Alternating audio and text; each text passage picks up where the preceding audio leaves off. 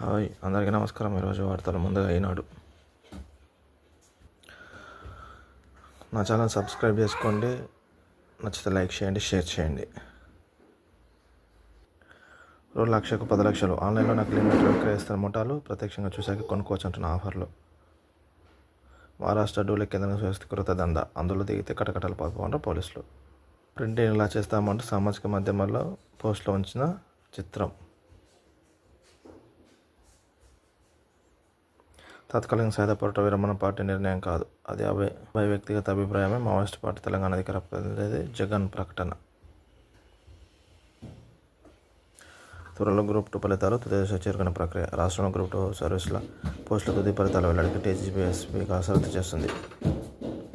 ఇప్పటికే ధృవపత్రికల పరిశీలన పూర్తి. అభ్యర్థుల అర్హతలు ఇచ్చిన ఆప్షన్లు తదితర విషయాల పరిగణలో తీసుకొని తుది జాబితా సిద్ధం చేస్తుంది. 3 నెలల క్రితం ఈ ఫలితాలను వెల్లడించిన కమిషన్ భావించిన గ్రూప్ 1 న్యాయవాద కారణంగా ఆలస్యమైంది. గ్రూప్ 2 కింద 783 పోస్టులతో 2022లో నోటిఫికేషన్ జారీ చేసింది. మొత్తం 5,51,855 మంది దరఖాస్తు చేయగా 2024 డిసెంబర్లో నిర్వహించిన రాత పరీక్షకు 2,49,600 మంది హాజరయ్యారు. ఓఎంఆర్ పత్రాల పొరపాట్లు, జంబ్లింగ్ పరీక్షలు సరిగా చేయకపోవడం తదితర కారణాలతో 33,315 మంది అభ్యర్థులు కమిషన్ అర్హులు ప్రకటించింది. సుప్రీం తీర్పు తర్వాతనే స్థానికం. బిల్లులపై గవర్నర్కు గడువు అంశంపై నిర్ణయం వెలువడే వరకు వేచి చూస్తాము. అవసరమైతే హైకోర్టు మరింత సమయం పడతాం. కాళేశ్వరంపై సిపిఐ దర్యాప్తునకు కేటీఆర్ అడ్డుపడుతున్నారు. ఆయనకు కిషన్ రెడ్డి సహకరిస్తున్నారు.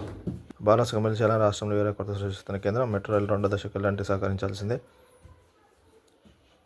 2018 ఎన్నికల్లో తెలంగాణ ఓట్ల చోరీ, మైనార్టీ అవకాశం. డైస్టర్స్లో ముఖ్యమంత్రి రేవంత్ రెడ్డి నిర్వహించిన PFI సదస్సులో ప్రదర్శించిన ముఖ్యమంత్రి రేవంత్ రెడ్డి వేదికపై Amazon India public policy vice president Chaitanya Krishnaswamy, AK Bhattacharya. 200 కోట్లతో గోద్రేజ్ డైరీ ప్లాంట్, అమెజాన్ 3 కీలక ఒప్పందాలు. సీఎం రేవంత్ రెడ్డి సమక్షంలో నిర్ణయం. ఫ్యూచర్ సిటీతో కొత్త యుగానికి నాంది, పెట్టుబడి పెట్టండి, మద్దతు ఇస్తాం. PAFI వార్షిక సదస్సులో సీఎం.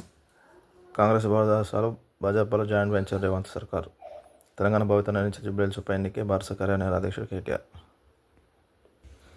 ఇంకా ఆంధ్ర వార్తలు. 560,000 కోట్లు సాగునీటి ప్రాజెక్టులు ఖర్చు చేస్తాం, సీఎం చంద్రబాబు. తెదేపాలకి 3 వైకాపా ఎమ్మెల్సీలు. చంద్రబాబు సమక్షంలో చేరిన రాజశేఖర్, కళ్యాణ్ చక్రవర్తి, పద్మశ్రీ. వైకాపాలో కూలీ బతుకుతామని తెదేపాలు చేరమని ఎమ్మెల్సీలు. OMC గనుల రక్షిత అడవులు నిర్ధారణ కమిటీ. 22 నుంచి పాఠశాలకు దసరా సెలవులు. 22 నుంచి అక్టోబర్ 2 వరకు దసరా సెలవు ప్రకటిస్తున్న విద్యాశాఖ మంత్రులు గారు. మధ్యమడుపు సొమ్ముల విదేశాలకు తరలింపు. దుబాయ్ పారిపోయిన నిందితుల ఆదాయాలు. వైఎస్ అనిల్ రెడ్డి కంపెనీలో సీట్స్ దోషదారులు. ఆయన జగన్ పెద్ద